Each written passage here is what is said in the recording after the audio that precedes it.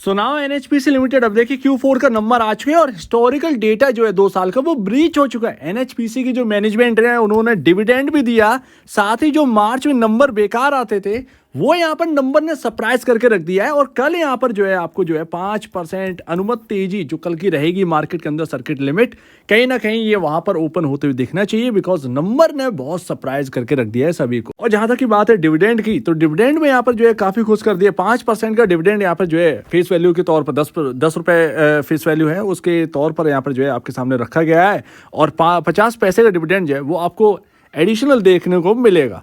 अभी यहाँ पर अगर आप देखें ₹1.40 का डिविडेंड ऑलरेडी पे कर चुके हैं। तो यहाँ पर अगर आपने सरकारी कंपनी ले रखी है तो यही सबसे बड़ा बेनिफिट है कि आपका जो डिविडेंड है वो आपका एक रिटर्न के तौर पर मिलता रहता है। पूरे साल में अगर आप देखें तो अच्छा खासा डिविडेंड यहाँ पर दे देते हैं। और जैसा कि एक्सपेक्ट था 2 साल का एक डेटा देखकर कि यहाँ पर भी नेट सेल गिरेगी, आपको नंबर्स कैलकुलेट करने की जरूरत नहीं है, करोड़ में ही है।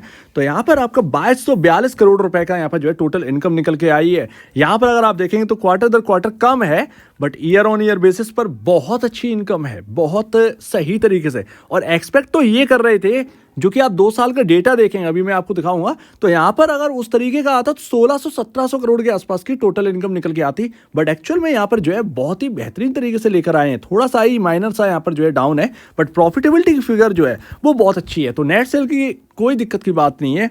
यहाँ पर अगर आप एक्सपेंसेस देखिए तो कम हुए हैं, खर्चा यहाँ पर बचाने की कोशिश करी गई है। और यहाँ पर जो है प्रॉफिट आफ्टर टैक्स जो है वो अच्छा खासा निकल कर आया है। लेकिन सिर्फ इतना ही नहीं, टैक्स एक्सपेंसेस भी तो बढ़े हैं। तो अच्छा हुआ यहाँ पर जो है आपका टोटल एक्सपेंसेस को कम कर रखा गया है, ताकि यहाँ पर जो है और खर्चे जो होंगे बाकी के जो टैक्स एक्सपेंसेस है उनको मैनेज किया जा सके। तो ओवरऑल जो नंबर है वो काफी अच्छे तरीके से यहाँ पर जो है आपके सामने डिलीवर करे जा रहे हैं मैनेजमेंट की तरफ से। अदरवाइज टैक्स एक्सपेंसेस की वजह से यहाँ पर प्रॉफिटेबिलिटी पर काफी ज्यादा दबाव हमें देखने को मिलता है। अभी अगर प्रॉफिट की बात करेंगे तो प्रॉफिट अभी निकल कर आया है आपका 697.76 करोड़ रुपए का। और अगर आप क्वार्टर दर क्वार्टर देखें तो प्रॉफिटेबिलिटी बहुत अच्छी है। इसीलिए मैं कह रहा हूं कि नंबर्स ना सरप्राइज कर दिया है। 2 साल का आंकड़ा, 2 साल का हिस्टोरिकल डेटा जो है वो ब्रीच हो चुका है। 697.76 करोड़ का है यहाँ पर, और 546.13 करोड़ का यहाँ पर जो है प्रॉफिट था पिछले क्वार्टर में। और उसके पिछले साल अगर आप देखें तो 569.47 करोड़ का यहाँ पर, यानी कि ग्रोथ यहाँ पर जो है अच्छी खासी निकल कर आई है। अनएक्सपेक्टेड यहाँ पर जो है नंबर्स रखे गए थे। अब बस यही है कि 5% का सर्किट लिमिट कल हमें देखने को मिल रहा है। सर्किट ना भी हिट करे तब भी नंबर्स इतने अच्छे हैं कि वो धीरे धीरे भी चलेगा एनएचपीसी, तब भी यहाँ पर जो है अच्छा खासा यहाँ पर क्रॉस कर जाएगा। आप देखें अर्निंग पर शेयर तो यहाँ पर जो है अच्छा खासा मूव दिया है। 0.54 की जगह यहाँ पर 0.69 का यहाँ पर जो है ईपीएस पहुंच चुका है। और ये सबसे बढ़िया बात है, अगर आप देखें नेटवर्थ भी यहाँ पर जो है इंक्रीज हुई है। इसके साथ साथ ऑपरेटिंग मार्जिन और जो यहाँ पर जो है आपका नेट प्रॉफिट मार्जिन है उसको अगर आप देखें तो क्वार्टर दर क्वार्टर आप ऑपरेटिंग मार्जिन देखिए कहाँ पर पहुंच गए। 12.36% से 39.16% पर आपके ऑपरेटिंग मार्जिन पहुंच चुके हैं। आप देखेंगे नेट प्रॉफिट मार्जिन तो 32.18% से बढ़कर 42.25%। बाजार तो खुश हो जाएगा इस नंबर को देखकर। 101% मार्केट इसको रिजॉइस करेगा। 101% यहाँ पर जो है करता हुआ नजर आएगा। 24.75% से बढ़ा है साल दर साल, 39.16% पहुंच गया है। 33% से मार्जिन बढ़कर पहुंच गए नेट प्रॉफिट मार्जिन 42.25 पर। तो ओवरऑल आप ईयर ऑन ईयर बेसिस पर देखें, क्वार्टर दर क्वार्टर बेसिस पर देखें, अनएक्सपेक्टेड रिजल्ट थे, सरप्राइज करके रख दिया है यहाँ पर। और आप ईपीएस को कैलकुलेट करेंगे, लेकिन उससे पहले आप देखिए हिस्टोरिकल डेटा। कल ही तो हमने बात करी थी यहाँ पर आप देखेंगे मार्च का तो 1674 करोड़ की निकल के आई थी टोटल इनकम।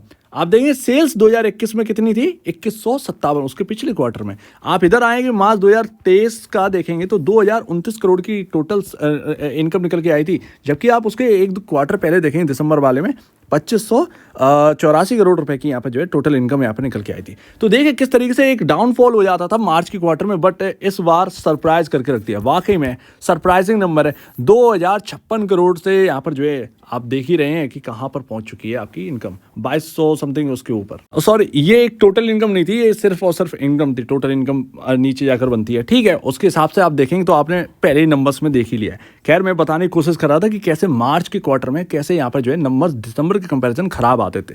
तो अब यहाँ पर देखिए आंकड़ा बदल चुका है। अब यहाँ पर ईपीएस हम कैलकुलेट करते हैं। जो ईपीएस अपने को यहाँ पर बैठ रहा था उसकी जगह चेंज कर दीजिए। यहाँ पर एक नया यहाँ पर जो है आप ऐड करिए और 3.29 का जो आपको ईपीएस देखने को मिल रहा है, अब वो बदलकर 3.75 पर जा चुका है, यानी कि आपका जो 30.12 का जो पी रेशियो देखने को मिल रहा है करंट भाव के हिसाब से 99.50 के हिसाब से 3.75 ये आपका निकल के आएगा 26.53 के अराउंड। तो आपको जो है थोड़ा सा कंफर्ट मिला है। इंडस्ट्री पीयर आप थोड़ा सा आपका जो पी रेशियो है वो कम आया है।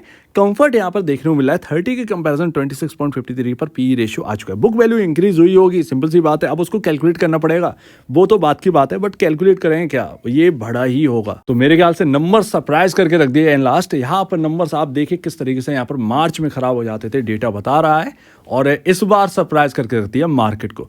तो उम्मीद है कि एनएचपीसी का स्टॉक जो है वो अच्छा खासा आपको जो है गेन करता हुआ देखे।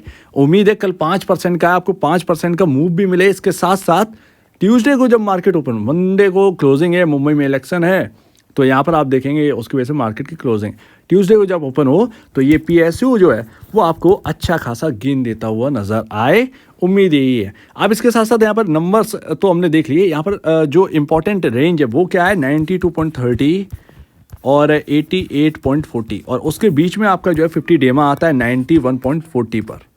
ठीक है, ये इंपॉर्टेंट एक लेवल है ऐसे स्टॉक के अंदर।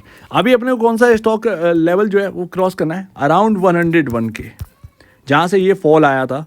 अच्छा, वो तो मार्केट का पूरा फॉल था एक्चुअल में, ये अकेले नहीं थे फॉल करने वाले, पूरा मार्केट बुरी तरीके से गिरा था। मिड कैप और स्मॉल कैप देखिए किस तरीके से बेहाल हो गए थे, तो इनका भी फॉल होना ज़रूरी था। सीधी सी बात है, जो कि मैंने कहा था कि उन पर इम्पैक्ट आएगा तो इन पर भी इम्पैक्ट आएगा, और वो कम नहीं आया, वो पूरा इम्पैक्ट आया। जबकि लग रहा था कम आएगा, लेकिन पूरा इम्पैक्ट आया।